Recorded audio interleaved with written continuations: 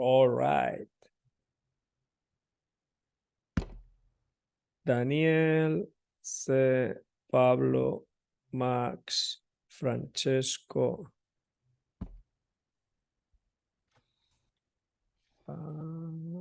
Daniel, Francesco.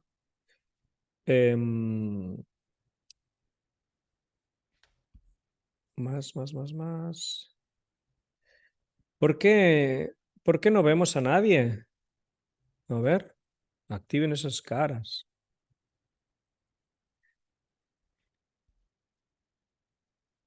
Jerry, they don't want to show the face. Why not? I don't know. They are shy. Come on. They can't be as ugly as me.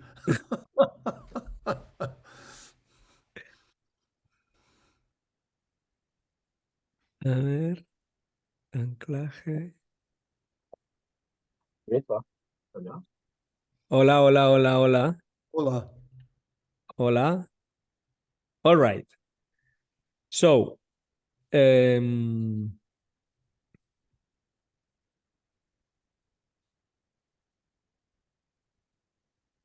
only can say that thanks too much to Jerry to offering his knowledge, his experience, a master in music, not only in saxophone, also in drums, I know, piano.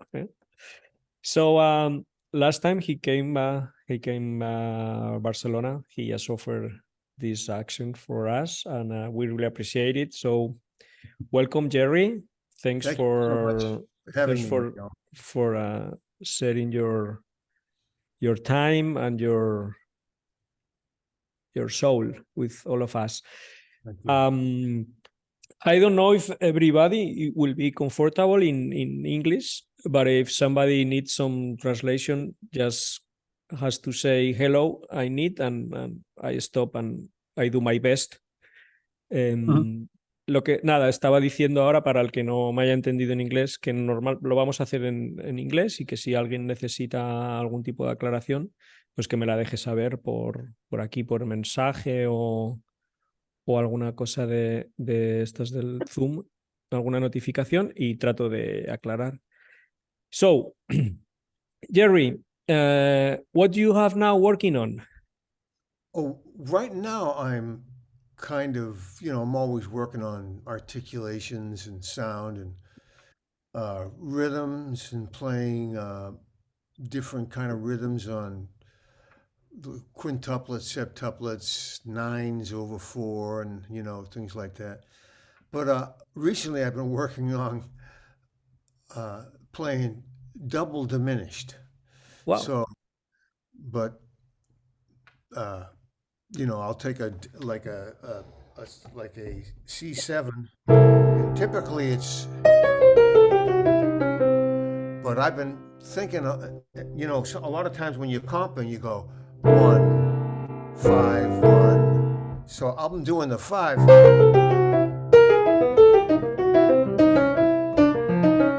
I'm going from one diminished scale to another one, to the one that's dominant of that. So a C7, I'm playing the C7 diminished, then I'm going the 1.5 step above or a whole step below. And just combining them and just making weird lines, just having fun. Anyway, Wow. what I'd like to, as opposed to what I'm working on, I'd like to have, if you have any questions you'd like me to talk about, please give me a question. I do the question. Okay. Working on sound, it's for entire life, right? Yes. And have you ever feel on all your career that the target was done? Yeah. I and I keep realizing exactly what you said over and over and over again. We're all looking for that sound, and when you change, your concept of sound changes. It's an organic thing. I want to sound today, not necessarily like I sounded years ago. It keeps evolving, not better or worse. It just changes. There's a sound that you keep looking for, and you go for it. So it should match the moment that you are living with the sound that you get in that Yeah, and you that have to accept what you get and too. you have to accept. That's right. Here is Diego. Diego Hey, Hi, James. Jerry. how are you? Great to see you. Uh, Fine. I I am was in Argentina. okay. Oh, the Argentina. Wow. Yes. How are you? I'm doing very well. Thank you. I was so impressed going to your store. I was, I said, wow, I've never been to a saxophone shop like this. This is incredible. Yes, thank you. Congratulations. So Thank you. um, Diego actually now is practicing a lot of time of bandoneon. So probably you should. I mean, that diminished concept that you just mentioned a minutes before. I think that it's. I mean, should be really nice to work in a in a keyboard or in accordion for the different voicings that we cannot do on the saxophone, right? For Yeah, the yeah. approaching and pivot chords moving to from one to the other to the double diminished that you mentioned, right? Like the double augmented that sometimes Yeah. Double augmented. You know, when I'm comping a lot of times, so say I'm playing like F, and I'm going F major, C7 F, 5-1 5-1. So I think if I can do that in a chord, then I can also do that in my lines. I could play uh,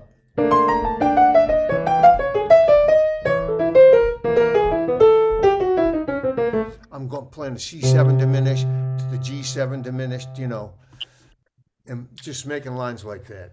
yeah, okay. Anyhow, but I'm really I just want to come back to the sound because that's something that I need to talk with more sax players about that matching time that you feel comfortable with the sound and you start to um, enjoying that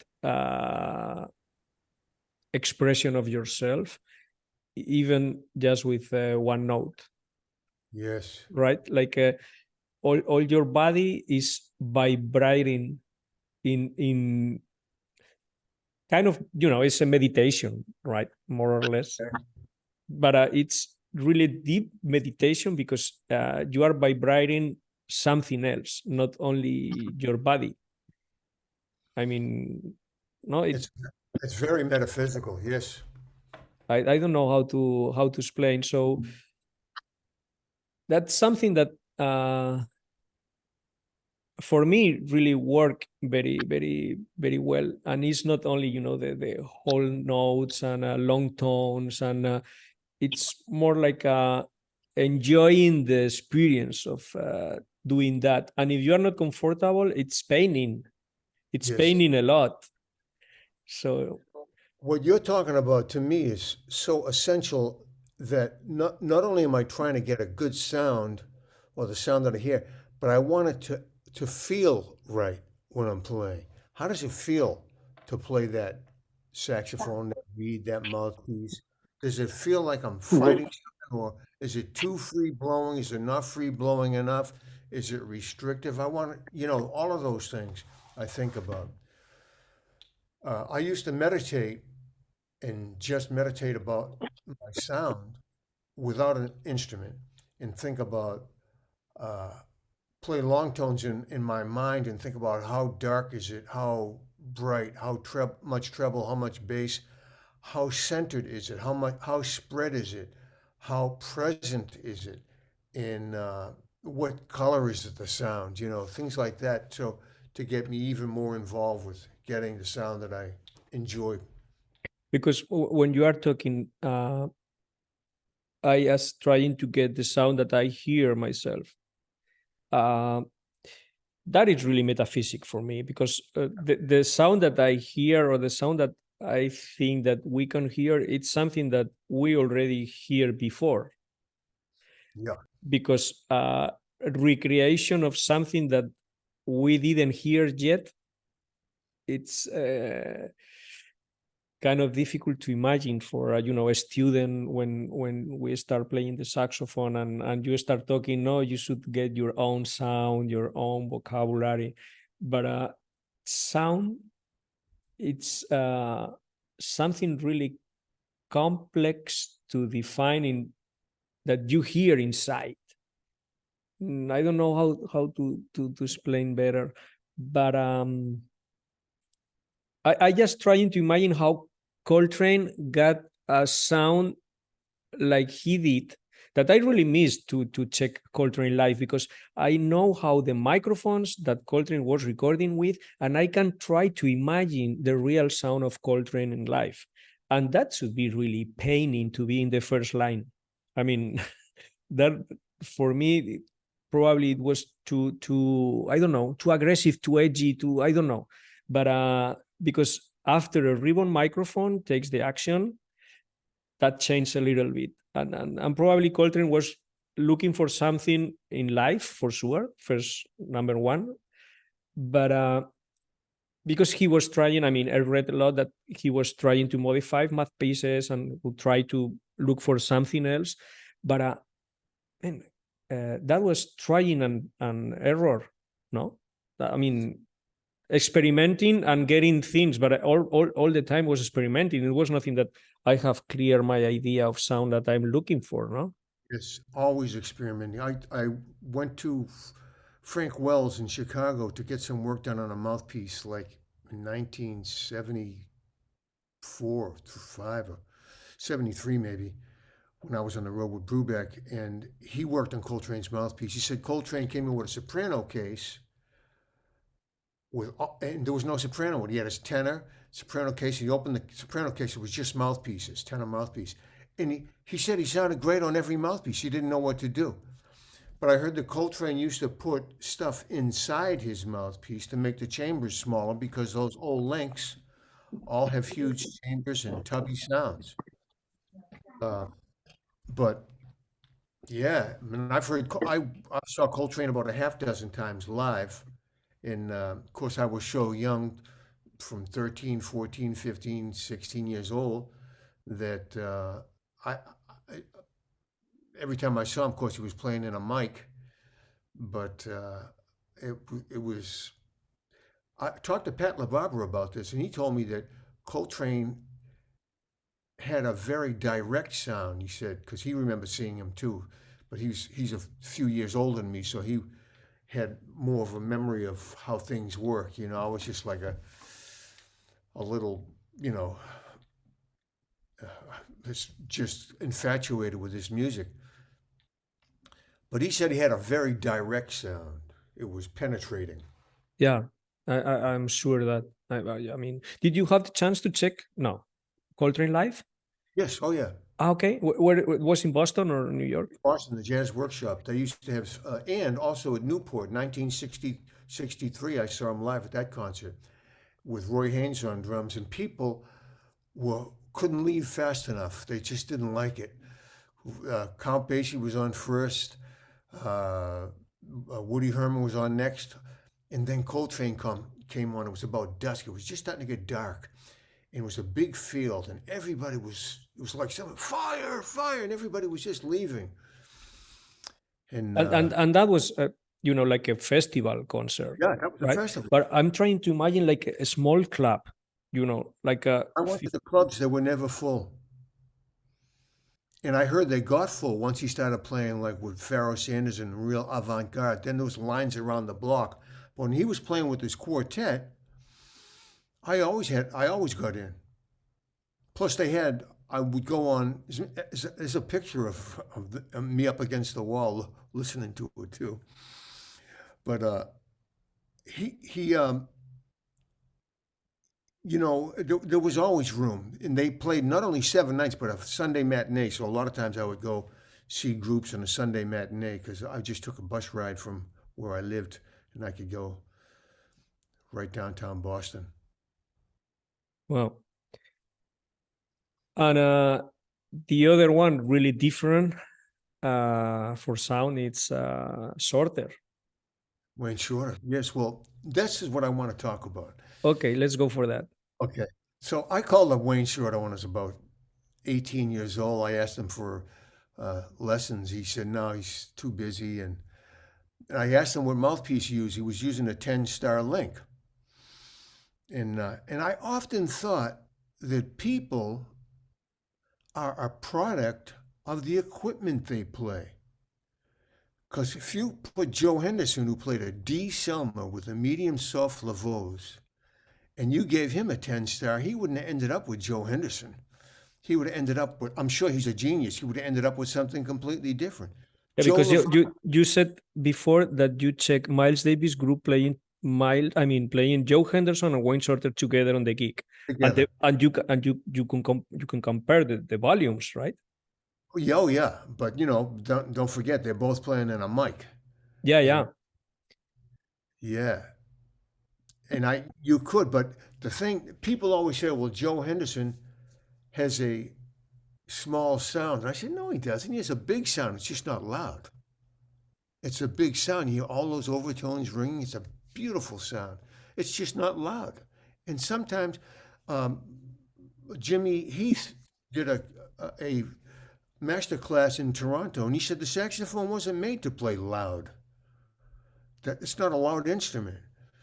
Uh, so, but I often think if you had a Wayne Shorter and he was playing a Selmer D, I don't think he would have ended up with that sound. It sounds like he's sculpturing every note. And Joe Henderson is so fleet. It's like yeah. So Yeah, even but the equipment you play makes a huge difference.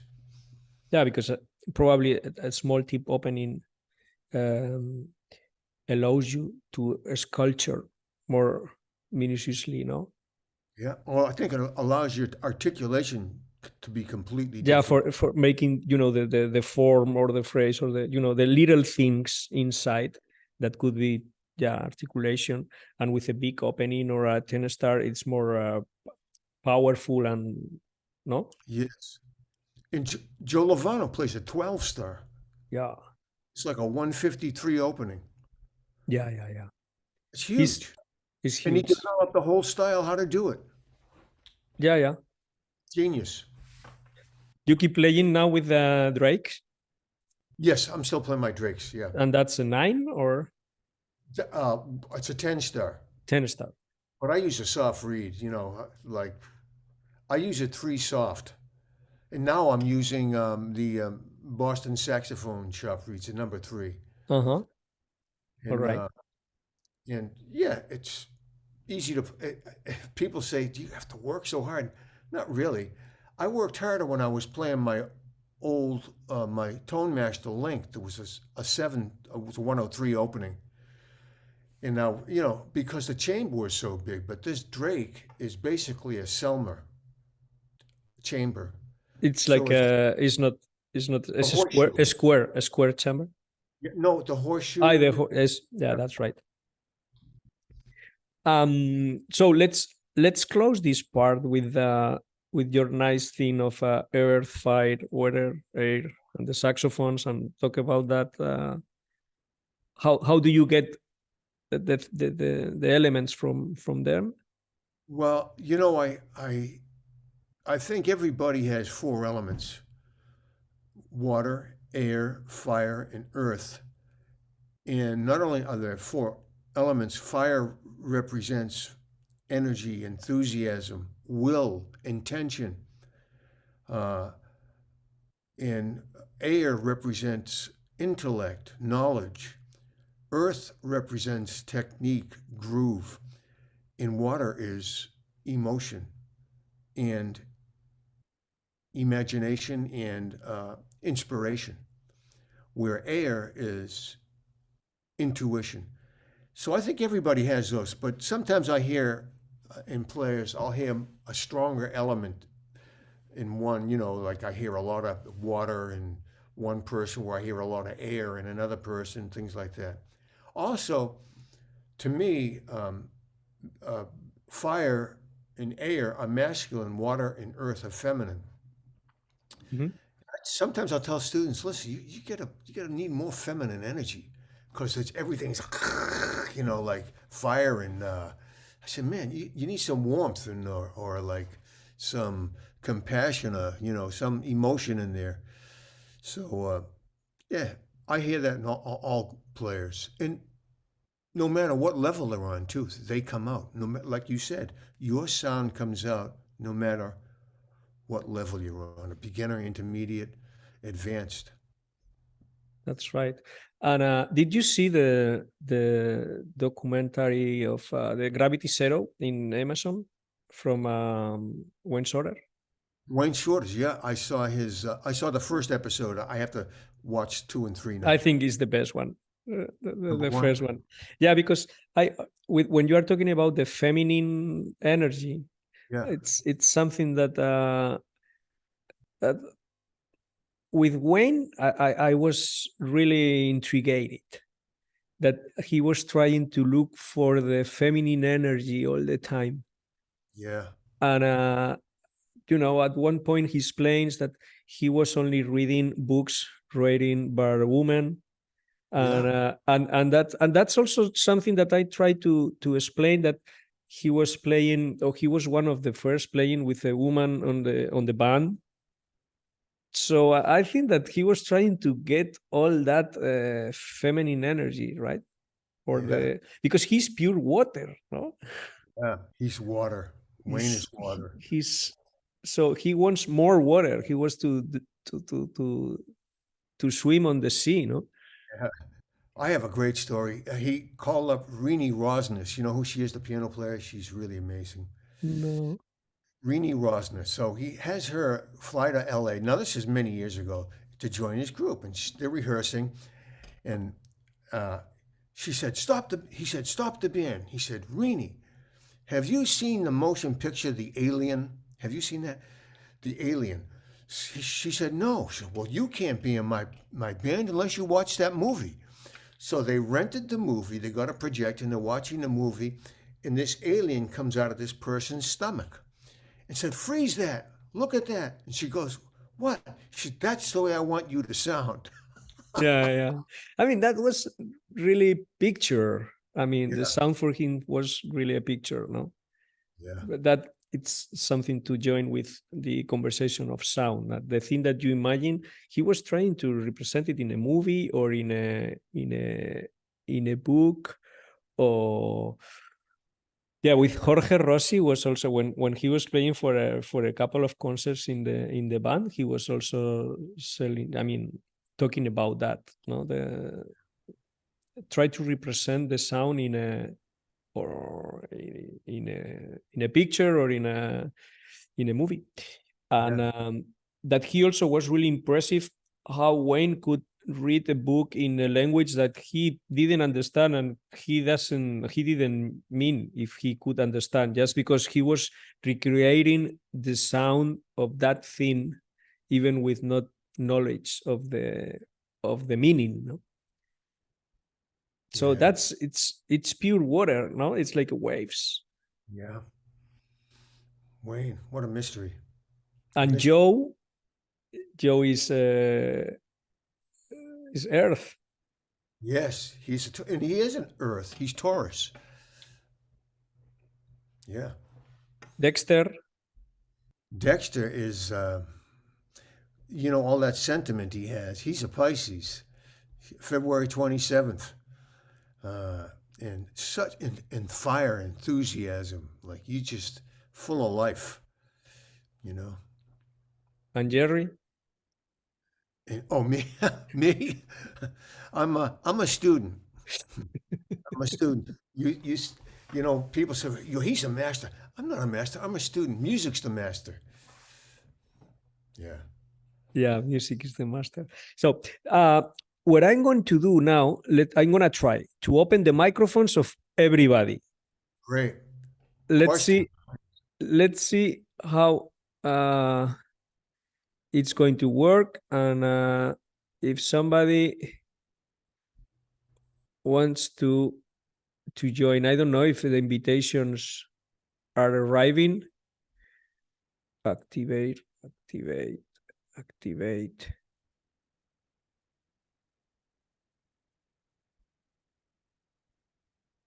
And question and answer. Francesco, who is first? Hola Miguel, ¿me oyes? Can you hear me? Of Yes. course. Oh, great. So I can make a stupid basic questions to Jerry. First of all, thanks.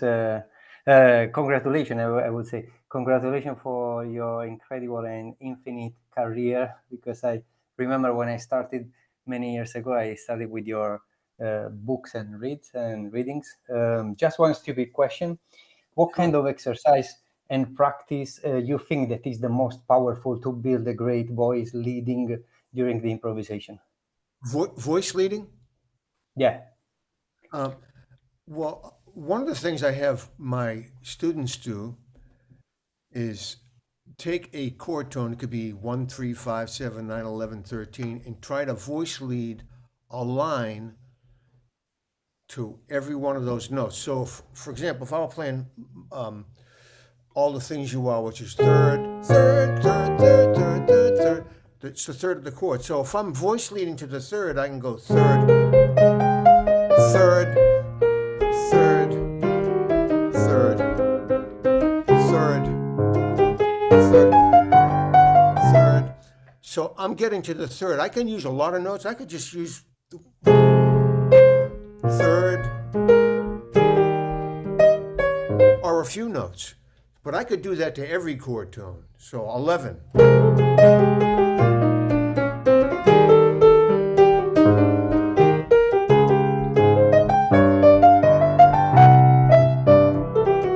So I'm getting to the 11 in every. So that's an exercise that I have people do. And what it does, it makes you think and hear ahead. I'm thinking. So if you're having a hard time even thinking, gee, what is the ninth? You just go through and play 9.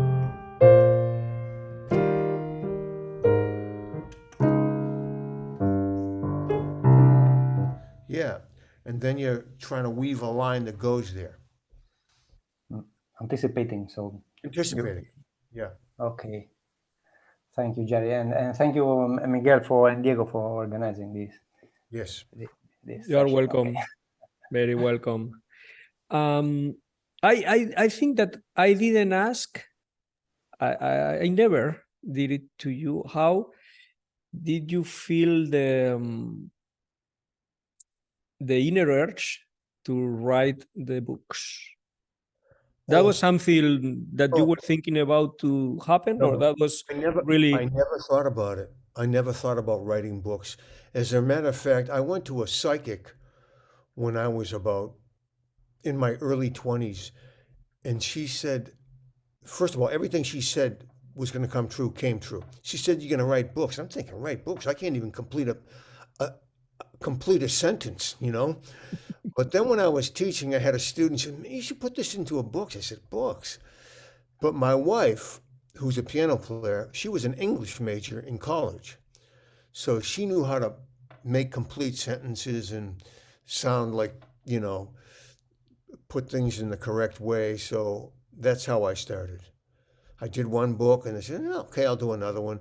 And it's just things that I was teaching, and I thought I'd put them into books so they're not in chronological order. It's just different subjects. Yeah, because of course, not the subjects that you are teaching, but at once you say, okay, I'm going to write about jazz lines. So you should be focused on that thing and develop more that kind of concept. That it's really nice for the. I think that it's really nice for you yourself, you know, to structure all the knowledge and Yes. Yeah, it's funny. and give it. Brian Levy, who was teaching at New England Conservatory, he just left to take another position in San Diego. He said, through teaching for 10 years in conservatory, he learned so much. He learned so much teaching than he did giving it to students. He learned more himself, you know. I feel the same way, because you're going over material all the time and try to figure out how to present it and give it to people, and you have to rethink it and restructure it. Yes. Yeah, because I mean, even before that, I moved to the United States, I knew your books, but I mean, it's completely different. And I felt so lucky that you can talk about the book in live.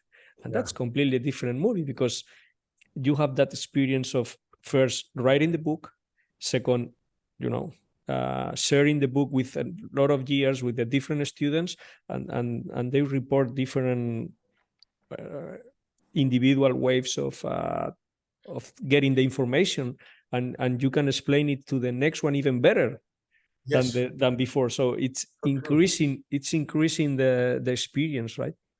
Yes, absolutely. That's nice. And before, I mean, that's nothing to do with the way of writing books nowadays, right? I don't know if you have write something recently, but with computers and technology that we can talk about later.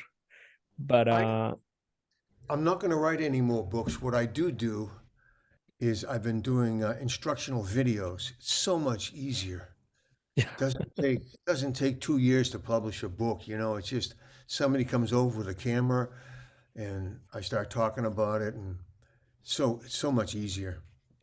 but it's instructional videos for a concept or for a Yeah, like I've done instructional videos for Mathpiece Cafe. No, what the, well, two Mouthpiece Cafe and Jazz Heaven, okay. different uh, companies. Yeah, but I just haven't. I listened something was like an interview, or was also like instructional. They have, yeah, there's four videos, and Oh. it took me so long to make it. And if I said one word wrong, he'd make me do it again. Uh, Whether the Mouthpiece Cafe, I could say anything wrong. It's okay. That's life, So easy. wow, nice. Another thing that I'm really interested to know about your thinkings is of course, the music industry nowadays for a jazz player or a saxophone player, and for me was really incredible surprise that you decide to do streaming concerts, Yes. and that's something that says a lot of you, because I mean, if you are not available to play gigs, nobody is going to do that.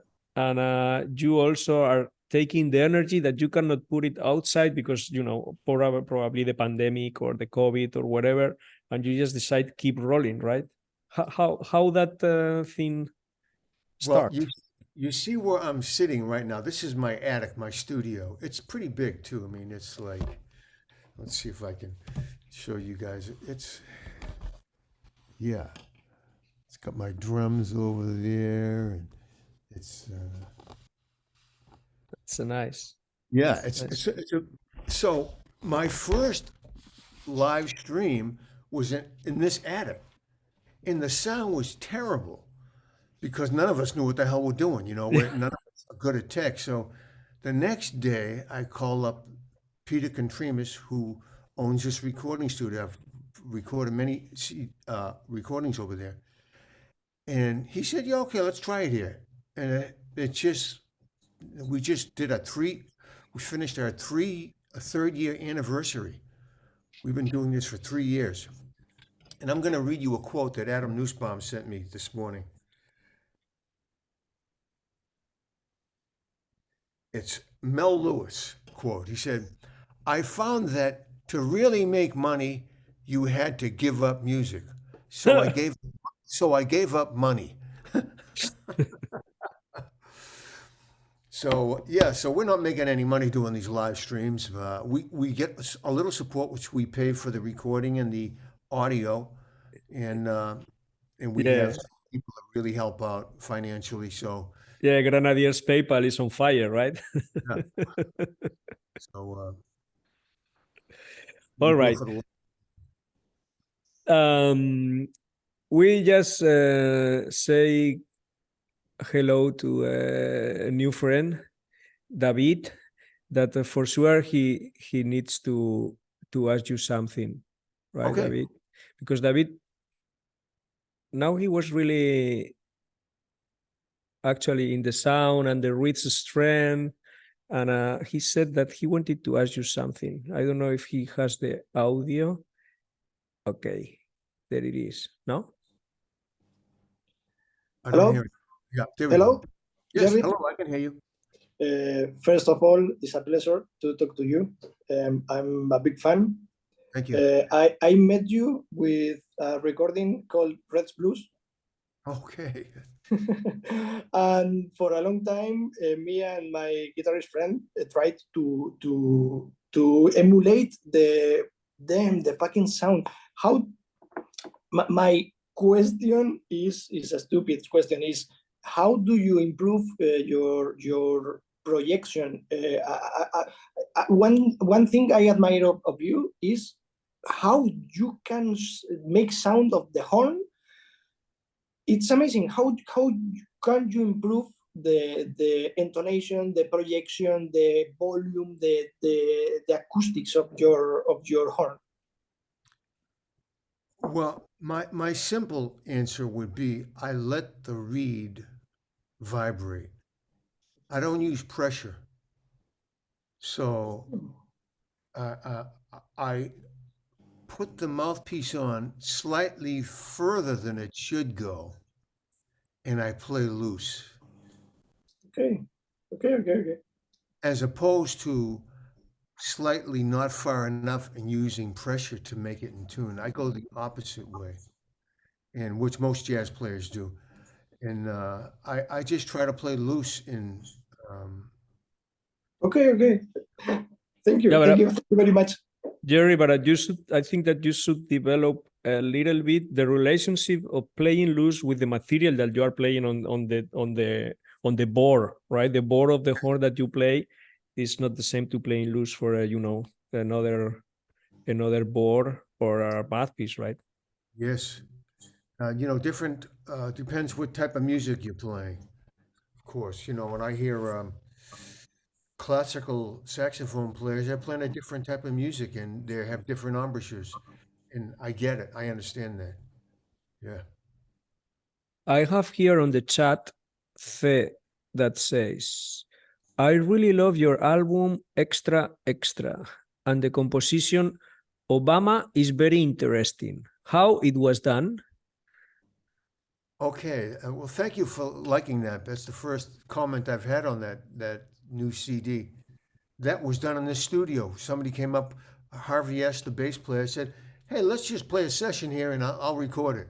So that's basically it. Obama is just these chord changes.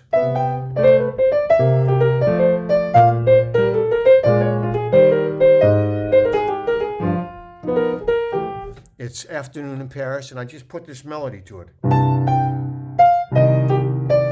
Whatever. I put that melody to it. And in the last A section, instead of going back to C, I go to the key of A. So I'm coming out of the bridge. Then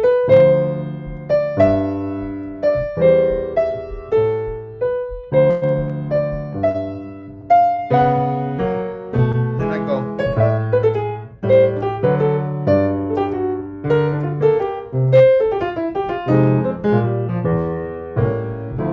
And right back to C. So those are the changes that I use. And that's something that Play on. it's that kind of composing. It's really set up on New England, right? Conservatory. I don't know who at one time, I don't know if it's Banacos or George Russell or who was there, but you really dig in that thing, right? Or trying to compose, or what you got that kind of the first inner to. So many tunes, and you can get any one of my tunes for free on jerrybergonzi.net. I forget what it is, or no, dot something or other. I don't know. I never go on my site. Or Jeff Elwood. You can download any of my tunes for free. But I write a lot just because I'm fascinated with music still. I was writing a tune just before I I, I joined this, Miguel. While I was waiting for you, I was writing a tune. So it just gives me something to do, and Yeah.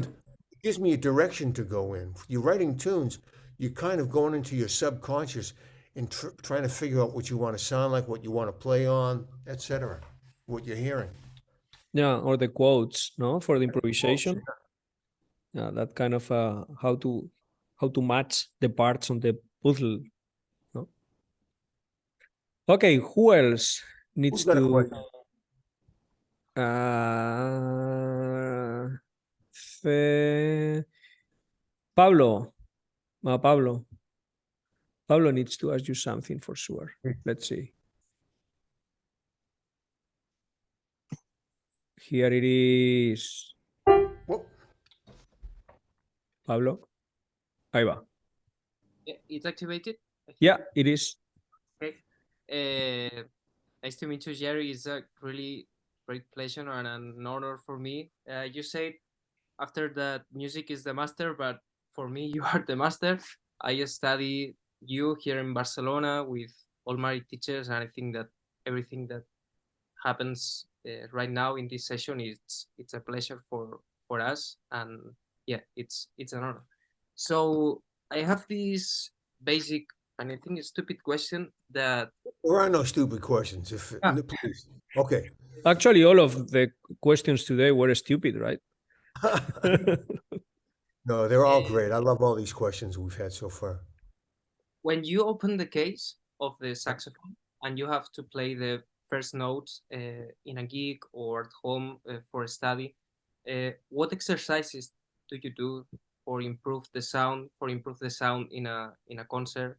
You adapt the reed, for example, to the whole or the I don't know. So you play overtones, for example. Or what kind of exercises you do to Well, it depends where I am.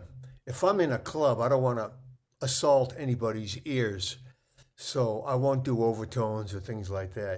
But if I'm in, the first thing I do is I just try to get the reed to work, and make sure the reed's not dry, and I try to get the reed in the right position because sometimes with my eyesight, I'll get home from a gig and I look at the reed the next day and say, how the hell did I play this thing? Was up too high or too low or whatever. So I try to get the reed in the right spot.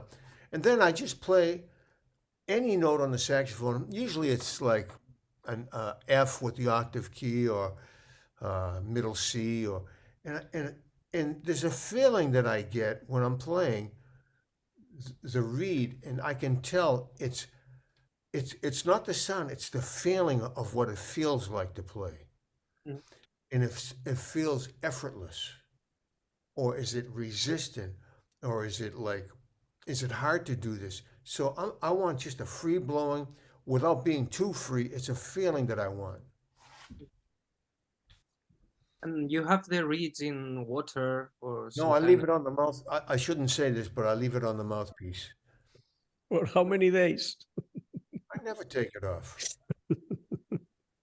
I take it off, I'll clean it, but I leave it on the mouthpiece. Yeah. Okay, thank you. Yeah. Pablo, you can do another one, huh?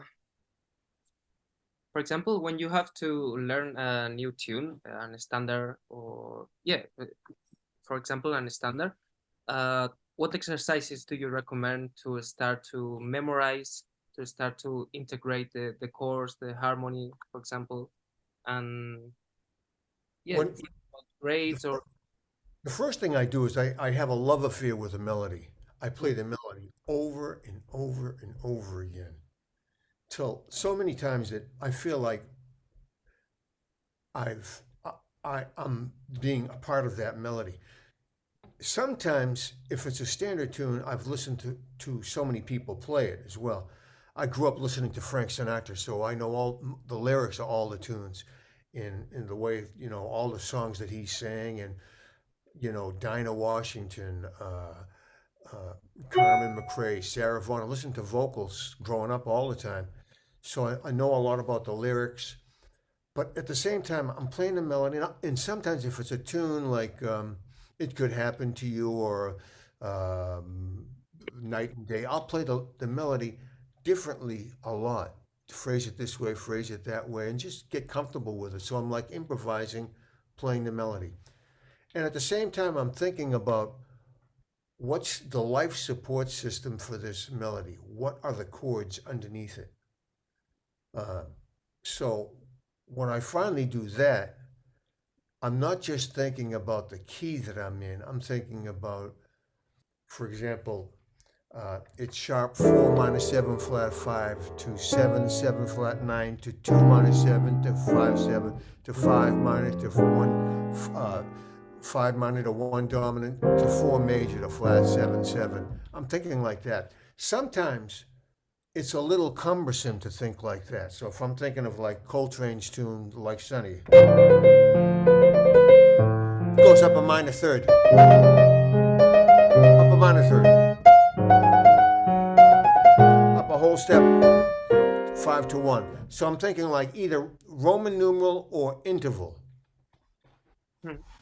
And then once I do that, I could play, I might not be able to play the tune as good, but at least I can conjure up the changes in any key. Mhm. So somebody, I was in a class yesterday and it was a vocalist, and she said, "I want to play this tune." I said, "What key?" She gave me the key, and I could play it immediately because I'm thinking of not the changes. I'm thinking of the Roman numerals. Okay. Mhm. So if you did 6 tunes one at a time with the Roman numerals, and you got up every morning when you're having your coffee, and you just in your mind say, "Okay, I'm gonna say the changes in this key with the Roman numerals, and that key, and that key." If you did 6 tunes like that, you would have rewired the way you think about harmony. Okay. Thank you very much. Well, welcome. All right. Who else? Max, Ruben.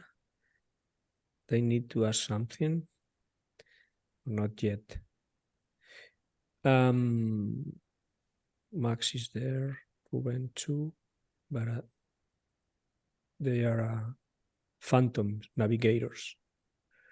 Yes. What album, eh? Jerry, you Yes. knew very well Mike Brecker, right?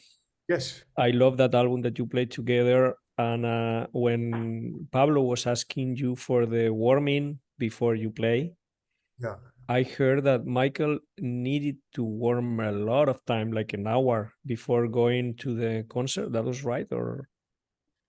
I never knew that about him. Wow. It strikes me as being interesting. I know uh, he practiced like a maniac, you know. He one of those people that when he was on the road, he practiced in the hotel room. I've never practiced in a hotel room in my life because I didn't want to bother people. I practiced mentally in my mind. Yeah. I never play the horn.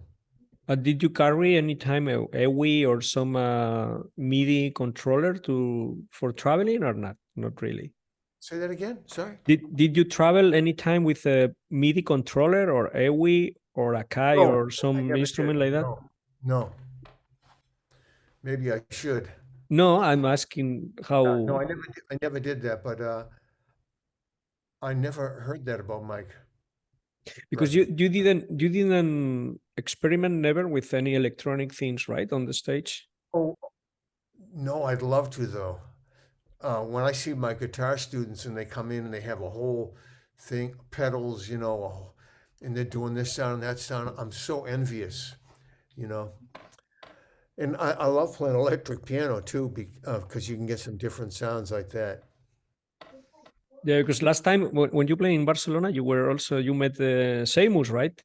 Yes. Oh, he's great with it. He's a master with that thing, He's right? a master. Oh, With he's a the master with anything. Yeah, Yeah. with the Bloom Daddies and that kind of and soprano. You used to Yeah. practice one in a while. You know, a funny thing happened with me with soprano. I had which used to study with Joe Viola, And Joe Viola Mm-hmm. studied with Marcel Mule, and he had one of Marcel's mouthpieces. It was a metal soloist that he gave me, and I used to love playing soprano, and then somebody stole my soprano right off the bandstand with a mouthpiece. And I never liked playing it much after that. But recently I've been, from time to time I stop playing it again. But I have this, I got it a couple of years ago and started playing it. It's a King saxello. I've had one before. I could never play it in tune, but this one seems to play in tune. And I got a mouthpiece I like playing, so I'm going to start playing it again. Because when you are not traveling with a soprano for Europe, you only get the tenor, and in the United States you play both sometimes on the Sometimes. concert, or most for. Mostly I'm playing tenor, but sometimes I played with Garzone a couple of months ago and I played soprano. But yeah, I want to start playing it more. That nice. Yeah. Which soprano are you playing now? It's a King saxello. Okay. Yeah, it's silver plated, and I'm playing this mouthpiece I got from Rampone. I think it's a copy of something. It's about a For Rampone Cazzani. yeah. Okay. And this is my stupid question for today. If nobody wants to do a question, I will do a stupid question. People want you to list the tenor saxophones that you have now in that attic. Oh, in my attic. Okay, cool. I have two 10Ms. Silver, gold. One's gold and one's lacquered. No, gold and lacquered. Yeah. I have a Con Chewberry silver. I have a Con Chewberry lacquer. I have a SBA 39,000. I have a 28,000. And I have 3 radio improves. Woohoo! One is gold plated. One is gold plated. Oh, 2 of them are gold plated because one is a Jimmy Dorsey, which is like a radio improve. It's gold plated. That was the Jimmy Dorsey was the one that Claudio made the gold plated, right? Claudio Mizzotti made that. He's from Modena, but Claudio Zola, he put the gold plating. It was silver plated on my 10M. He stripped it and just gold plated it. Stripped it with electromagnetically, stripped the silver off and just put gold on. Not Mark 6s. I don't have any Mark 6s. How come? My first one was an 80,000 Mark 6. I played it so much, I wore all the lacquer off. And I love Mark 6s. I think they're great. And sometimes I go on the road and I say, because of the way travel is, I'll say, get me a saxophone. I end up with a Mark 6 and I love it. It's just that how many saxophones can I own, All right. That SBA 39,000 should be cream of the cream, right? It's pretty happening, yeah. And because Sorter was playing really close one, right? He was playing something like that, right? I had a 40,000. I had a 40,000 that I did standard gons on Blue Note in Lineage with Mulgrew Miller. That was a 40,000. But then somebody said, "Oh, I bought a brand new 43,000." It was like there wasn't a blemish on it, no original lacquer, looked brand new. And I sold my 40,000 to Willie Quarter from Vienna, and he still has it. And I never liked the 43, so I sold that. Okay, next. It's pretty good. Next one, because I remember Dave Liefman sometime talking. We were talking in Barcelona about that horn that Sorter was playing. That for him was one of the best things he tried. Something between 38 and 42, that kind of range. I think that Antoine Roney got him that horn. Okay, It was a gift. by gift. Yeah. And Wayne didn't have any trouble to play in a Series 3, right? That was whatever. Man, Leo Genovese, that he shared many time with him at his home. That was at what point he said that was really funny because he opened the case that saxophone that was traveling as a you know around the world, and he didn't open only for the concerts, and when arrived home was like trying to play the horn, and the horn was not closing, was leaking all the way, and he just blow harder. that sound, it's Leo was unbelievable surprised about that kind of this is only a weapon to play with. I mean, I don't have to be on the instrument. It's like the instrument will say what I want to say, you know. Have you ever heard those early recordings of Wayne in 1957 where you wouldn't even recognize, well, you might recognize him, but he sounds completely different. Have you ever heard those? He's playing with a trombone player. In that was for a Blue Note. No, this is before all of that. This is, hold on a second. No, that's not it. I got it somewhere.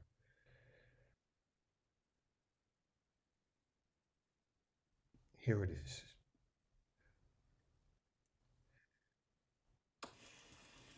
I'll get.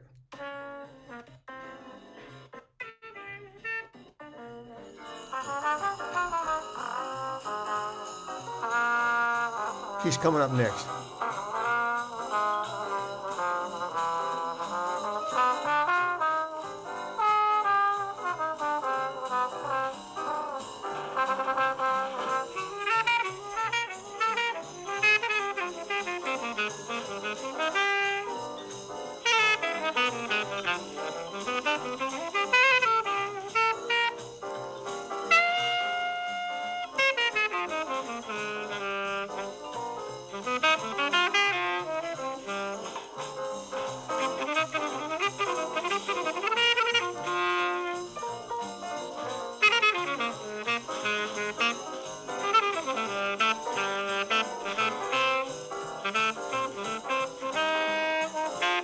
Yeah.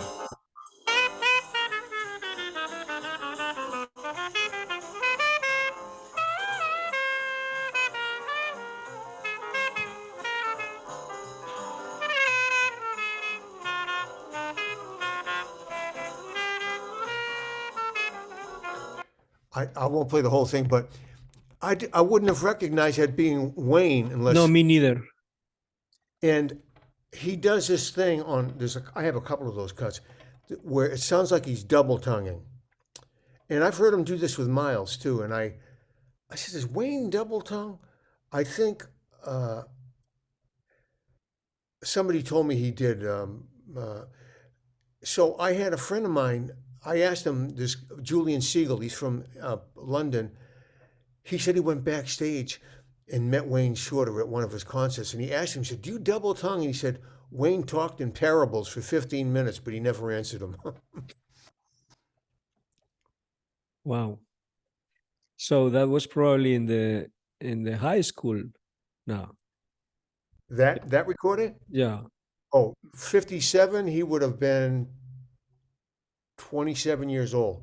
Okay. Probably came back already from the army. 30, 40, yeah, 57. He would have been 27, yeah. Wow. No, 24. He's born in 33. Yeah. He would have been 24. That was a big change. Yeah, big change, right? That was a big change. Anyhow, any Questions? any questions? Yeah. Come on. First come, first serve. I have another question. Please. First of all, I remember when I was young and I heard for the first time one album, compact disc. I was living in Bologna, in the university in Italy, and the album was called Altri Tre Tenori, ossia Other Three Tenors, and was Bergman, Gross, and Bergonzi, of course. And it was like a collection of I don't know if you I guess that you are aware about it, because they are putting together all the songs from different I wasn't. musicians. I saw it later, but I wasn't aware that they put that when they did it. Nobody told me. Okay. And no, it was just my curiosity. And I have another question, Jerry, for you. It's not maybe in a classical question. It's not a classic question, but it's not easy. So if you have to choose one or two best tricks that you learned in your life, or three the advice that you receive in your life on practicing, I mean, on improving your sound, what kind of what would you choose? So what is your preferred one? Tricks, I mean, tricks or best advice that you received in your life? Okay. My best advice would be the hardest thing about practicing is the first 10 minutes. After that, you've arrived. You're in the zone. So, and another thing that this is personal, of course. Some people say, I don't feel like practicing, I'm not going to practice. For me, I learn the most when I don't feel like practicing. And I practice. Mm-mm. And the last thing that I would say is that whatever you ask for and you keep in your mind, you create. So whatever you have, you want an ice cream? I'm thinking gelato. I want a gelato. I create it. If you want to become a musician, you see yourself be playing music with people. You see your sound. You see yourself having joy playing music. You create that. Whatever you think, you create. Self-confident, no? I mean, It's being not also It's self-confident. reality. It's reality. You don't even. I know people who think they're terrible and they're not confident, and they sound amazing. So it's different than Yeah. confidence. It's stronger than confidence. It's yeah. That's And true. Jerry, could you remember the three best advices that you received from the elders? From older people, from Yeah. my yeah. Hold on one second. I'm gonna put this light on. It's getting dark here. Let's see. Well, when I was growing up, nobody taught jazz. They'd say, well, listen to tunes, listen to records and learn tunes. So the best advice I ever had was listen, listen, listen, listen, listen. When I was on the road with Dave Brubeck for all those years, I would listen from the moment I got up till the moment I went to bed. Unless I was playing, I'd have my headphones on, just listening, listening, listening. It's like a language. It goes inside your subconscious. You don't even realize you're learning things. That was 78, 79. Yep.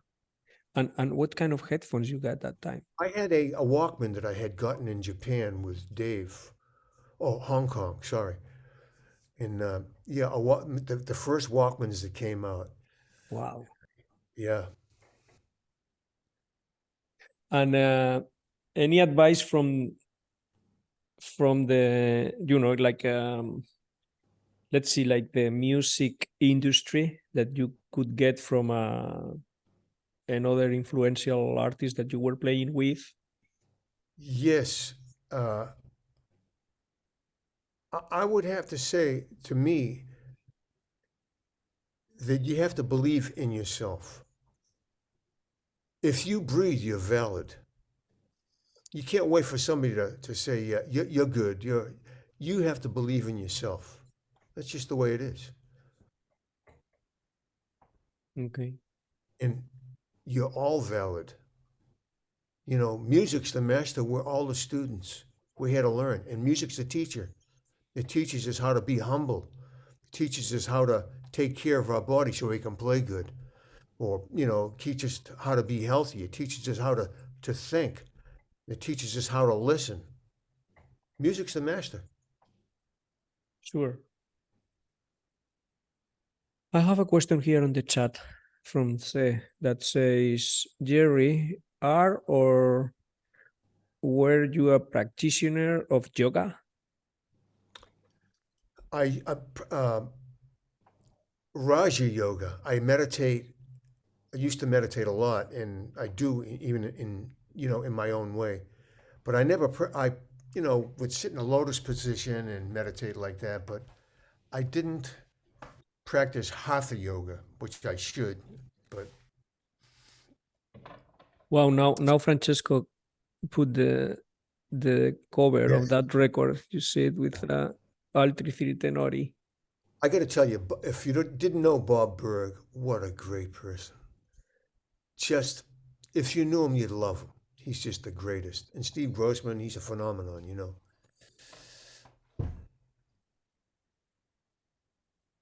I remember a lot of Liefman talkings about the Grossman with when they were together on the Elvin Jones quartet and Jean La Perla. Did you see La Perla recently?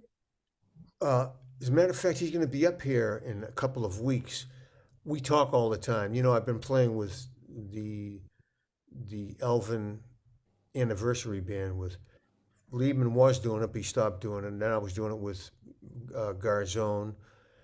But yeah, I talked to him. He's doing great. Yeah. Nice. So I don't know if somebody else want to ask something. Otherwise, I think it's time to leave you keeping practicing, no? Yeah. And we can do this again sometime. Yeah. Sure, that would Let's be do it again. a Get more pleasure. people, more questions. And next time we do it, we won't admit you unless you have a question first. Nice. So anybody else need to say something, or we say thanks to Jerry? Pablo, David, all ready? It was nice to meet you. My pleasure. It comes a time when you practice that it looks like you are stuck and you are struggling, and it shouldn't be like that. I think it's more like flowing, not struggling. How, especially if you live in a small town like myself, it's hard to find musicians to play. So, what can you suggest when you are in this place that you think you are struggling and you are not enjoying what you play? I would say my first go-to answer would be, you want to change the way you play? Change your rhythms. Okay. Just change your rhythms. Okay, thank you. Yeah. You're welcome. And play drums, no? Yeah, well, just think rhythmically. Try to play all the wrong notes, but with good rhythm.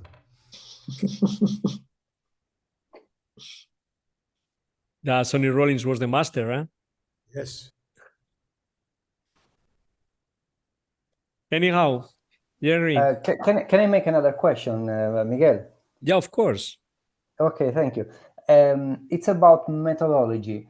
There are people or teachers that are saying that every 15 minutes, every 10 minutes, you have to switch from one topic or to practice or exercise to another one within 1 hour, 2 hours that you need to practice. No, so sometimes there are different opinion or point of views. No, what is for you or your personal, just to get your soul, your style? What is your best for you, your best methodology on a daily basis? I have to study today, I have 2 hours to spend on it, or 3 hours or more, and how can I divide it's a standard question maybe in a master class, but every time it's a new question. Great Because question. it depends on the answer.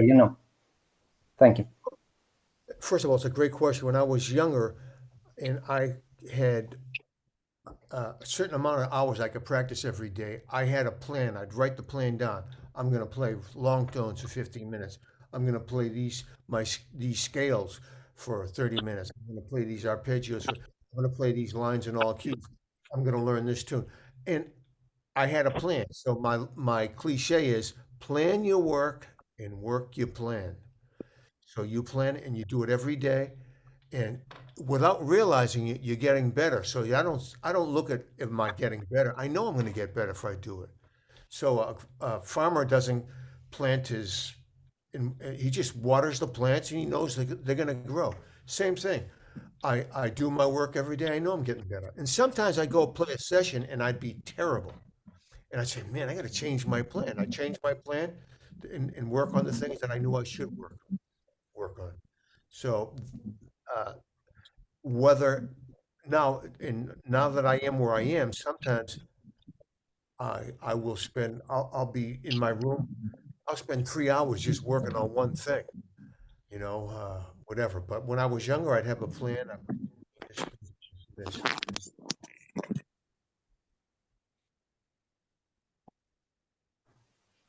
Thank you. No, I was saying it because I watched. I attended a master class. I guess here with Chris Potter, and he used to say also that he gets stuck on one topic for a lot of time sometimes, and there is no a clear standard methodology to grow. Anyway, thank you for your answer. Well, having said that, everybody does it in a different way. You know, um, I know Yeah, true. players who play great, and they said they didn't practice much. And Bill Evans used to say he practiced more than anybody, and he said that some of the people didn't practice much, were better at first, but then everybody does it different. Yeah. Yeah, I agree. Thank you. Actually, I would like to talk now about a little bit of Perico that you also played together recently, right? A couple of years ago with Yes. Perico Sambeat. And he was also saying really interesting way of practicing, like not practicing for getting a target, not like practicing the real life all the time. I mean, like I keep playing, and if I something feel that it's wrong, I don't stop and I correct. I try to recapitulate the thing and try to play it differently. But it's like I practice if I am playing in the gig constantly. So I cannot, I don't stop and I recapitulate. I keep playing to adjust it next chorus or to change his next phrase. Or if you notice that is the mistake that you don't want to play, you go for that, but not in the hospital way. No, like this is isolated. He prefers to do it organically, and other people it's playing or practicing more like isolating the concept. No. Yeah. I Great. think that both ways could live together for sure. Yeah. That's great. But that's also